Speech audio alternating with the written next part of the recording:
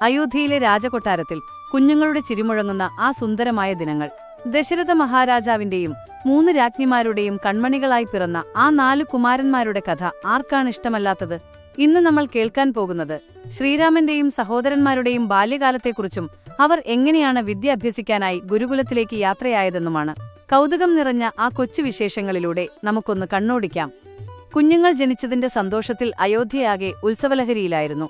പ്രമുഖരായ മുനിമാരുടെ സാന്നിധ്യത്തിൽ നടന്ന ആ നാമകരണ ചടങ്ങിൽ വസിഷ്ഠ മഹർഷി കുട്ടികൾക്ക് പേരിട്ടു. ലോകത്തിനു മുഴുവൻ സന്തോഷം നൽകുന്നവൻ എന്ന അർത്ഥത്തിൽ കൗസല്യയുടെ പുത്രന് രാമൻ എന്നു പേര് നൽകി.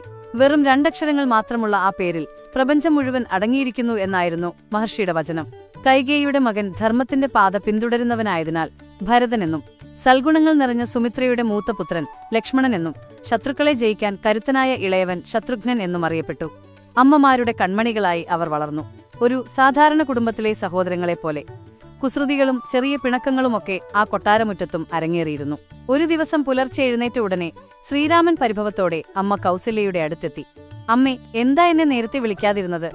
സഹോദരങ്ങളെല്ലാം മാമ്പഴം പറിക്കാൻ പോയി കാണും, ഞാൻ തോറ്റുപോവില്ലേ എന്നായിരുന്നു രാമന്റെ സങ്കടം. വില്ലും അമ്പുമായി തോട്ടത്തിലേക്കോടാൻ തുനിഞ്ഞ രാമനെ കുളിച്ചും പ്രാർത്ഥിച്ചും മുതിർന്നവരെ വന്ദിച്ചും വേണം ദിനചര്യകൾ തുടങ്ങാനെന്ന് അമ്മ സ്നേഹത്തോടെ പഠിപ്പിച്ചു. തോട്ടത്തിലെത്തിയപ്പോൾ കണ്ടത് മാമ്പഴത്തിനു വേണ്ടി വാശിപിടിക്കുന്ന ലക്ഷ്മണനെയും ഭരതനെയുമാണ്.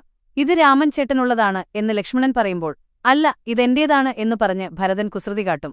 ഇങ്ങനെ സ്നേഹം നിറഞ്ഞ വഴക്കുകളുമായി അവരുടെ ബാല്യം മനോഹരമായി മുന്നോട്ടുപോയി.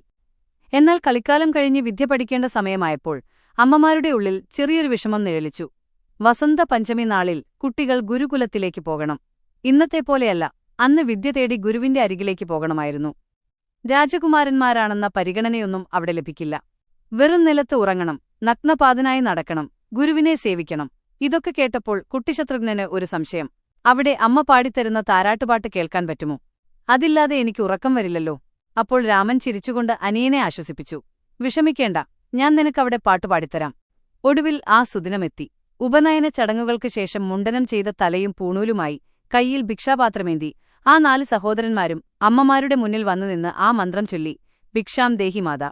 സ്വന്തം മക്കൾക്ക് ഭിക്ഷ നൽകേണ്ടി വന്ന അമ്മമാരുടെ കണ്ണുകൾ നിറഞ്ഞുപോയി. യാത്രയാകുമ്പോൾ കൈകേയി രാജ്ഞി തേര് ഒരുക്കി നിർത്തിയിരുന്നെങ്കിലും വസിഷ്ഠ മഹർഷി അത് വിലക്കി. വിദ്യ തേടിയിറങ്ങുന്ന ബ്രഹ്മചാരികൾക്ക് ആഡംബരങ്ങൾ പാടില്ല.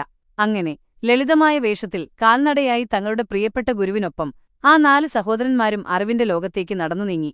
രാജകൊട്ടാരത്തിലെ സുഖസൗകര്യങ്ങൾ വെടിഞ്ഞ് ഒരു സാധാരണക്കാരനെപ്പോലെ വിദ്യ അഭ്യസിക്കാനിറങ്ങിയ ആ ബാല്യകാലം നമുക്ക് നൽകുന്നത് വലിയൊരു പാഠമാണ്. വിദ്യ നേടാൻ വിനയവും അധ്വാനവുമാണ് ഏറ്റവും അത്യാവശ്യം.